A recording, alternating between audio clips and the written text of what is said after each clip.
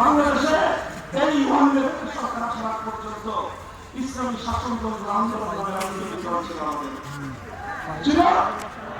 এই শাসনতন্ত্র আন্দোলন বাংলাদেশের শীর্ষ মিলে গঠন করেছিলেন। উদ্দেশ্য ছিল বাংলাদেশে কুফরি শাসনতন্ত্রকে উৎখাত করে ইসলামী শাসনতন্ত্র প্রতিষ্ঠা করা হবে। পর্যায়ক্রমে এটার নেতৃত্ব হযরত ঈসা হুজুর রহমাতুল্লাহ আলাইহির হাতে এসেছে। ওরা নিবন্ধনের জন্য তাদের কাছে আবেদন করলেন। নির্বাচন কমিশন বলল বাংলাদেশের কুফরি সংবিধানের অধীনে ইসলামী শাসনতন্ত্র চলতে পারে না। কাজে আপনারা ইসলামী শাসনতন্ত্র নামে অনুমোদন পাবেন না। এটা ইতিহাস, এটা তোকে অস্ত্র ইতিহাস রক্ত পড়ার ইতিহাস। শেষ পর্যন্ত ভক্ত হয়ে ইসলামী শব্দ রেখে শাসনতন্ত্র শব্দ বাদ দিয়ে আমাদের নিবন্ধন দিতে হয়েছে। এটা আমাদের জন্য করুণ এক ইতিহাস। এই বাংলাদেশে শিরকের সামনে তাওহীদকে পরিশুদ্ধ প্রমাণিত করার ইতিহাস, কুফরের সামনে ইসলাম বেরোয় যাওয়ার ইতিহাস। আরো আমাদের ইতিহাস আছে। বুঝলেন, শুধু শব্দ নয়, বাংলাদেশ জামায়াতে ইসলামী নামে একটা দল আছে। তাদের সঙ্গে আমাদের ওলামায়ে কেরামের অনেক মতবিরোধ আছে।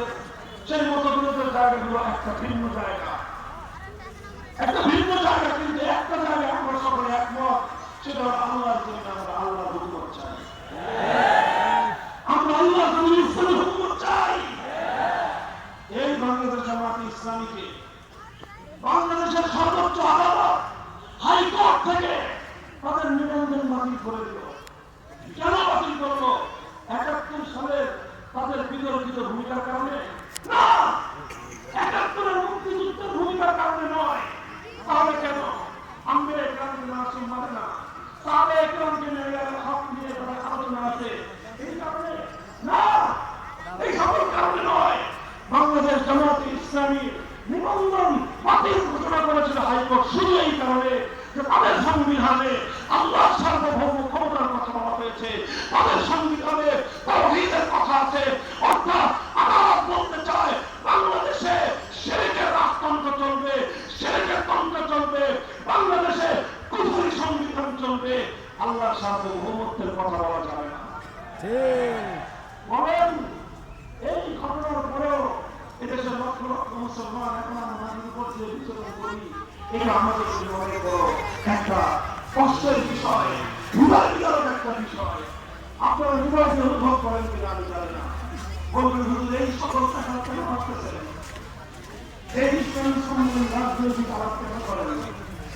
আমি দেখেন, আমি সেই ইসলামকে বিশ্বাস করি যে ইসলাম মুকাম্মালের দ্বারা ছাড়া, যে ইসলাম কখনোই কোরআন নাই, যে ইসলাম রাজনীতি এবং রাষ্ট্র ছাড়া প্রমাণিত হতে পারে না।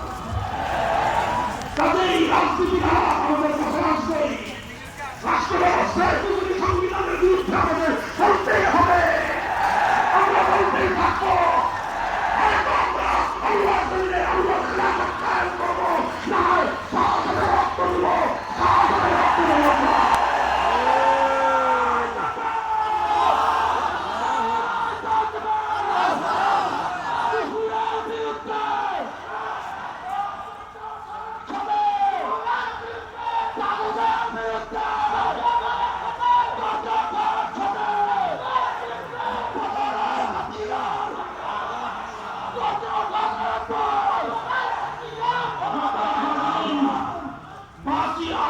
বিপ্লবের পর আজ বাংলাদেশে এক নতুন প্রেক্ষাপট তৈরি হয়েছে, কথা বলেন ঠিক না?